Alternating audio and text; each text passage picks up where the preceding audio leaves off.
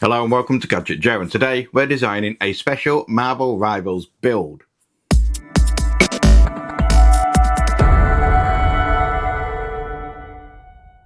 Hello folks and welcome back to the channel, and today we're doing something a little bit different to the usual sort of content that you've come to expect from Gadget Joe. And that's because today I'm going to be sharing with you some details and plans of an upcoming custom build that I'm doing for a games event coming on the 16th of March that is focusing heavily on the Marvel Rivals games franchise. Before I go into more details of the build, let's take a look at the event itself. It's the first of many events run by Unstoppable Gaming, a brand developed by a company known as Canny Clever. Canny Clever is run by a gentleman known as Ken Mosley, and he has built up the Canny Clever brand to the upcoming super brand that it is. He began with a single IT store in Whitley Bay and has quickly built up a business to have multiple stores, run multiple events, venues, offer school education courses, apprenticeships, workshops, and a fantastic online store. Unstoppable Gaming was then formed under the Canny Clever umbrella, a brand focused on gaming for all audiences, hosting regular events for gaming experiences, giveaways, virtual sim experiences, tournaments, talks, and much more. The first event is in Newcastle on the 16th of March at the Biscuit Factory, and will be heavily focused around the Marvel Rivals game, which, if you are not familiar with, is effectively a hybrid of Marvel and Fortnite. The event is heavily sponsored by the likes of Logic's PCs, Marvo, Prevo, and Pixel, to name a few. And if you're familiar with my channel, you'll have heard those names before, as they all work very closely with me here at Gadget Joe.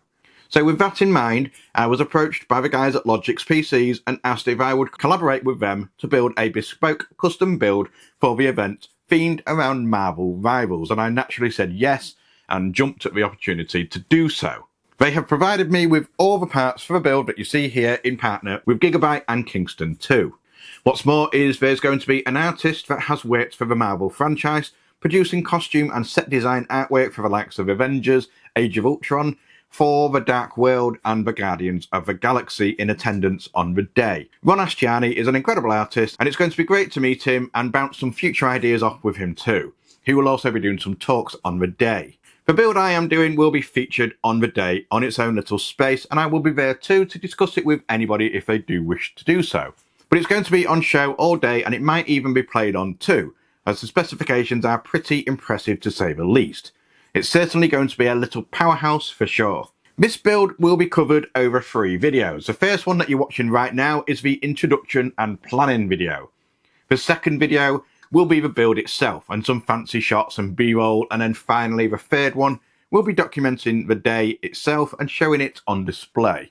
Before we do go into the build itself and how and what I'm going to do to it, let's take a look at the components for the build. Starting off with the case, we have the Gigabyte C500 Panoramic Stealth Ice in white. This is a stunning case that looks super modern. It is a fish tank style with a pillarless design on the front, with the glass panels meeting nicely in the middle. It comes included with 4 ARGB fans and is a great base for the project. The glass is currently missing because it's away, having some custom artwork etched into it. Next, we have the motherboard, and we are using the insanely pretty Gigabyte Z890 Aorus Elite Wi-Fi 7 Ice, an absolute powerhouse of a motherboard running the latest LGA 1851 Intel Ultra socket, with support for up to 9200 MHz per second, high-speed DDR5 RAM, enhanced digital twin VRM power management, Thunderbolt 4, Wi-Fi 7, and 2.5 GB E LAN connections to boot. It's a stunning board that's going to fit right in with the C500 case too, matching the colour aesthetic. The processor in question is the powerhouse that is the Intel Ultra 9285K, one of Intel's latest top offerings with 24 cores, 24 threads, running at 3.7 GHz, boosting up to 5.7 GHz, with support for up to an insane 258 GB memory and 20 PCIe Gen 5 lanes, all at 125 watt TDP. It's definitely a powerhouse of a chipset that will pretty much run anything thrown at it. Next we have the RAM, and for this we have the Kingston Fury Renegade 96GB kit, made up of 248GB sticks, with an operating speed out of the box of 6000 megathreads. With quick and tight CL32 timings, it should be able to handle anything thrown at it. This set is silver with no RGB, as there's already lots of RGB within the build. Storage is provided by a 1TB Kingston NV3 Gen 4 NVMe drive. Not the fastest or prettiest storage drive out there for sure, but it's going to be hidden away under a heat shrink, and it's plenty fast enough for running games on it. What's more is that the NV3 is a solid, reliable performer too, which is essential for the build in question. Cooling that Ultra 9 processor needs something substantial, and for that we have the Gigabyte Aorus Waterforce 2 Ice ARGB all-in-one liquid cooler. It's a high-performance 360mm all-in-one cooler with three 120mm high-speed ARGB fans and an efficient pump, all contained in a visually striking design that once again matches nicely with the white theme of the build. Powering all of this is the Gigabyte Ultra Durable Gold 850W power supply.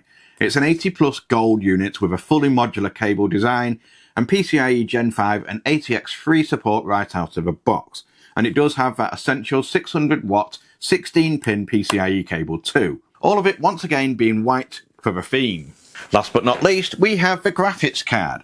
And a system like this just wouldn't suit anything other than the Gigabyte Aero OC SFF RTX 5080. It's a stunning card that fits perfectly with the white and silver colour scheme of the build. It's actually a relatively compact dual card for a 5080 series with power at plenty. With 16GB GDDR7 memory, 10,752 CUDA cores, 2730MHz clock speed, NVIDIA DLSS 4, full ray tracing, AI optimized technologies, and NVIDIA Reflex to provide an immersive, intense gaming experience and fitting perfectly within this build. So, as you can see, it's a pretty damn specced out system for sure, and one I'm really excited to get built and put together. Not only to show off the custom work that I'm going to do to it, but also to see how well it performs and plays. But for now, let's go into the plans for this build. Initially, I had a few outrageous ideas of cutting the case up and doing an all-out feature mod for it.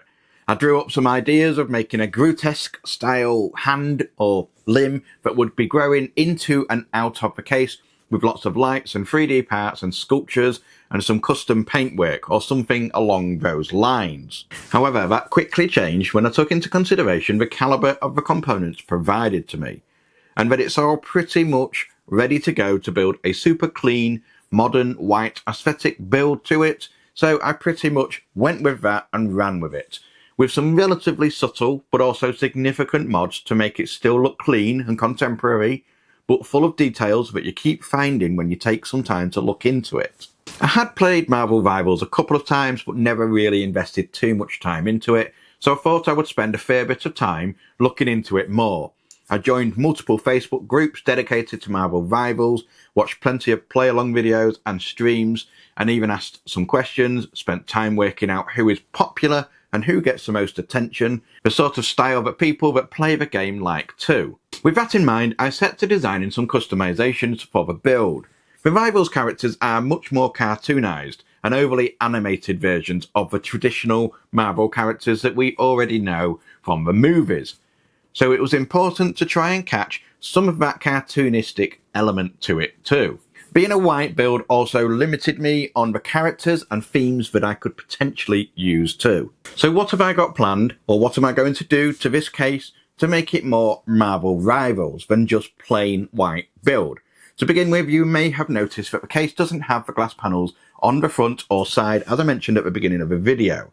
That's because I have created some custom artwork to have etched into the glass panels. I haven't gone over the top with it, and the characters used are slightly more simplified than they traditionally look in the game, but that's mostly due to the limitations of what can be achieved by etching and engraving even by machines. On the larger side panel, I have opted for a Moon Knight character, because he is a mostly white costumed character that I could get some level of detail into at the same time. This will also have a large R for the Rivals logo in this too. On the front panel, I have opted for a slightly busier design with multiple characters such as Hulk, Iron Man, Doctor Strange and more, with a larger full Marvel Rivals logo in the middle. this panel is ideal for a busier design as it doesn't really block the system inside the case, which is vital to be seen too. The etching or engraving work, whichever you choose to call it, is being done by Advanced Systems, a good friend of the channel as we speak, and you will see the results of the work in the next video showcasing the final build. I have done etching on glass myself in the past, but designs like this are much more detailed than what I can do by hand, so it called for someone with a larger machine to do the work. On the case itself, I'm not going to be going over the top, but I am going to keep in line with the overall colour scheme used. This C500 case already has quite an industrial modern theme to it, with some fonts around it such as the words Release Armour on the glass panel and then a larger Gigabyte logo along the top. So I'll be carrying that on and having some custom logos painted onto the case in the same light grey colouring. On the rear panel I will have a large Rivals logo going along the top on its side. A Marvel logo will be then painted onto the air ventilation space at this side. On the top, I will be painting some Marvel custom character icons into this mesh panel, once again so that it will all look relatively subtle and stand out in certain lights and at angles, but also keep it nice and clean without going over the top. All the vinyls for the stencils to make this paintwork possible were cut out for me by another good friend at AML Customs. Inside the case will be relatively simple, apart from one part. It will mostly showcase the components itself, and the RGB from the fans and the pump will give another dimension to the glow and overall aesthetic. The shroud and the motherboard tray will however get some bright colourful treatment, right from the 60s and 70s, thanks to these.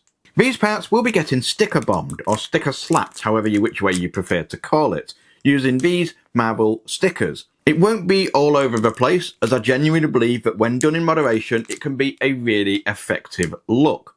Too much and it tends to overpower everything and really take away from everything around it.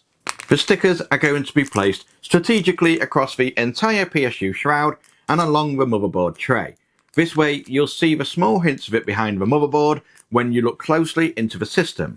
Then you'll see more of it on the shroud itself too.